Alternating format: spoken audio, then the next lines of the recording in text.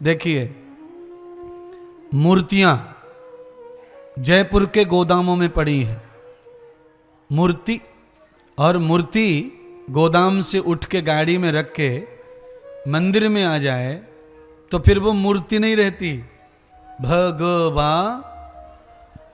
हाँ, अच्छा, हम लोग मंदिर बनवा के जाते हैं 5 लोग गाड़ी लेके। कहाँ जा रहे हो? जयपुर। क्या लेने जा रहे हो?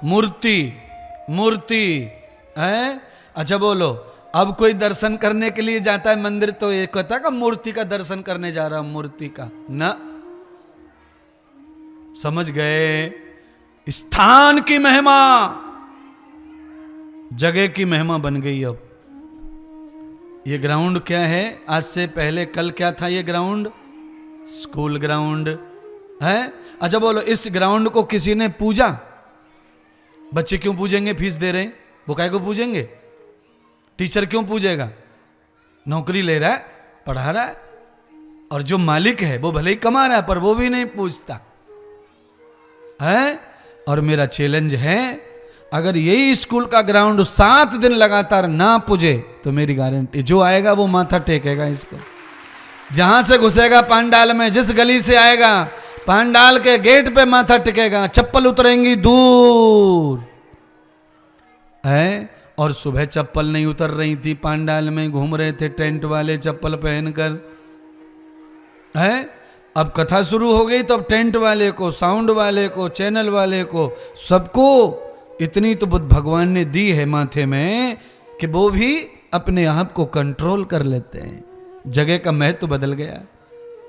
भागवत जी आई, एक महात्मा आए और सारा का सारा लीला बदल गई, जगह की सारा खेल बदल गया।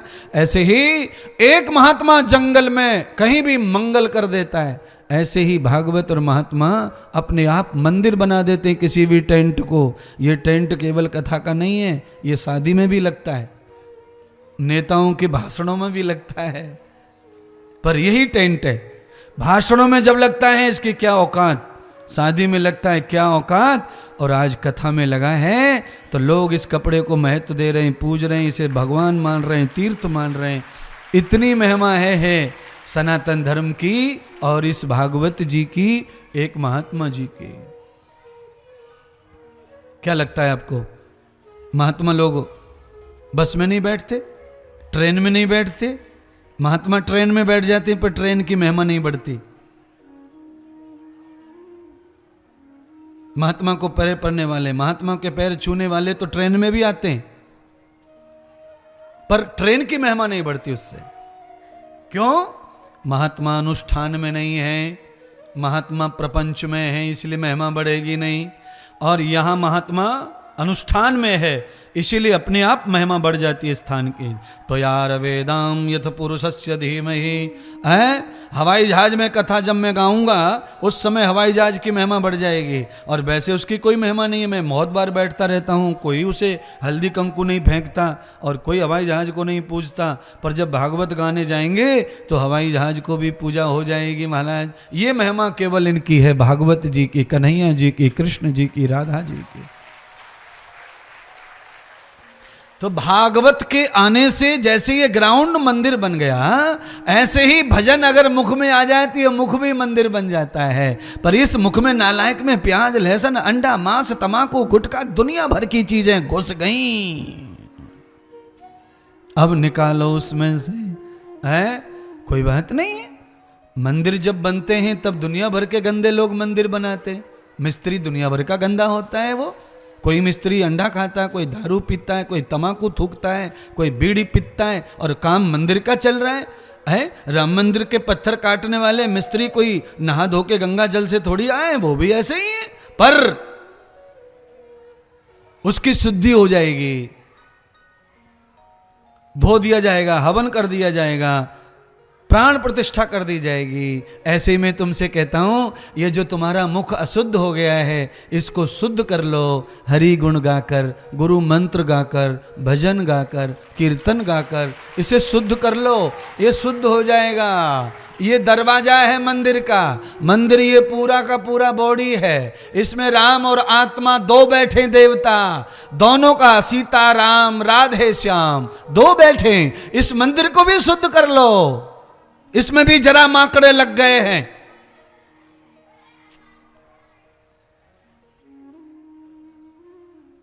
फिफ्टी 50% मंदिरों में जरा माकड़े लगे रहते हैं। 50% जिन मंदिरों में आमदनी नहीं है उन मंदिरों में मकड़ी रहती है। मकड़ी क्या रहती है? मकड़ी। और जिस मंदिर में थोड़ा आमदनी है उसमें पंडित जी रहते, मकड़ी नहीं रहती है। उसमें पुजारी रहता है। झाड़ू पोछा चमा चम चमा चम चमा चम। अरे मंदिर तो मंदिर है, पर ये भक्तों की बुद्धि को भी क्या हुआ है? जहां चमाचम है उधर भागते। ये नहीं देखते कि ये भी राधा है, ये भी कृष्ण है, ये भी सीता है, ये भी दुर्गा है। यहां पर ये मासूमियत, यहां मकड़ी, यहां पे सब शोक छाया हुआ है। इसको भी रंग बिरंगा कर दो, इसको भी लहला दो। कैसे? हमारी वजह से। मंदिर भक्त की वजह से प्रसन्न होता है, भगवान की वजह से नहीं। किसकी वजह से? भक्त की वजह से। जिस मंदिर में भक्त नहीं जाते वो मंदिर कभी चमकता। मूर्ति तो है अंदर पर पड़ी है बासी गुजी, कुछ नहीं। आपने खुद ने कितने ने देखा होगा कि मंदिर में टांग पसार के सो रहा है कुत्ता? आपने देखा कि नहीं देखा? झूठ मत बोलना, देखा है तो हाँ, गुरुजी सही बता रहे हैं आप। है फिर आप सोच रहे होंगे आप कैसे देखते इन चीजों को? मैं कलश यात्रा में रथ में बैठता हूं तो यही देखते जाता हूं। मेरे पे काम क्या है? रथ में बैठ के क्या काम? खाली इतना काम है कि दचकी पचकी आवे तो गिरो मत, पकड़ के रख लो। बाकी यही देखते चलो कि हो क्या रहा है दुनिया में। कोई मोहब्बत मिले तो मोहब्बत कर लो, कोई ईर्षा घृणा मिले तो मुंह फेर लो, कोई प्यारा मिले तो आंखें खूब मिला लो, प्रेम करो, हंसो। और कोई दुश्मन दिखे मुंह सकोड़े मोड़ो, तुम अपना अलग कर लो अपना मुंह, सकोड़ने वाले को देखो ही मत। आज भी कई लोग मिले मुझे ऐसे जो मुंह सकोड़ के, यात्रा को देखा मुंह पे 25-30 बजा लिए उन्होंने, लोगों के 12 बजते। तो मैंने कहा तुम जितने हो उससे ज्यादा मैं हूं। हंसने वाले, चाहने वाले, प्यार करने वाले इतने आगे पीछे रथ के घूम रहे, मैं तेरी तरफ क्यों देखूं बजमारे? हाँ, एक लड़का मोटरसाइकिल पे बैठा था टेढ़ा मुंह करके, तो हमने कहा तूने तो इधर से देख के किया है, हम तो पहले से ही करके बैठे हैं तुझसे। तो इतना तो हम इतने, जरूरत क्या पड़ रही है? प्रेम को चेहरे इतने, प्रेम के चेहरे, तो ईर्षा के चेहरों को देखकर खुद को तकलीफ में डालने की जरूरत, मुख मोड़ लो उनसे। जिस रास्ते में बहुत सारे खड्डे हैं, अगर दूसरा रास्ता मालूम है अच्छा तो उससे ही जाओ, खड्डे वाले में जाने की जरूरत नहीं है। जैसे मैंने किया वैसे आप भी ऐसा ही करो। किसी से कुछ कहना, किसी से कुछ बोलना, किसी की 4 बात सुनना, 4 कहना, लफड़े में पड़ना, उससे अच्छा यह है कि किसी प्यार वाले को याद करो और इस पागल को बुलाओ, जिससे हम खुश रहें, शांत रहें और आगे जाएं। अच्छा, उस लड़के से अगर रथ रुकवा के मैं ये पूछता, भैया मैंने क्या बिगाड़ा है तेरा? मैंने तो कभी देखा तक नहीं तुझे, तू क्यों ऐसे मुंह बना रहा है भाई? तो फालतू हो जाता, बात की बात बढ़ जाती बात। और उसको काहे को अपमानित करना है? पहचान लिया ना कि उसका रुचि नहीं है बाबा भावाओं में, उसकी रुचि नहीं है भागवत में। पर क्या फर्क पड़ता है? इतनी सारी पब्लिक, इतनी सारी गलियां घूमे, सबने प्रणाम किया भागवत जी को, अगर एक ने नहीं किया तो वो उसे गिनने की जरूरत नहीं है। पर मुश्किल कहां आती है? सुनिए ना, मुश्किल कहां आती है?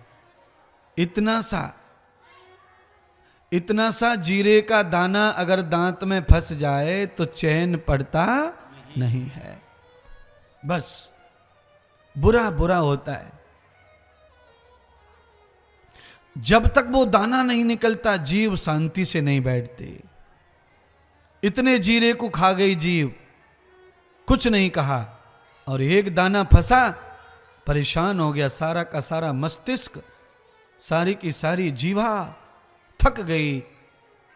बस अच्छाई में बुराई एक भी आ जाए तो वो बस परेशान करती है।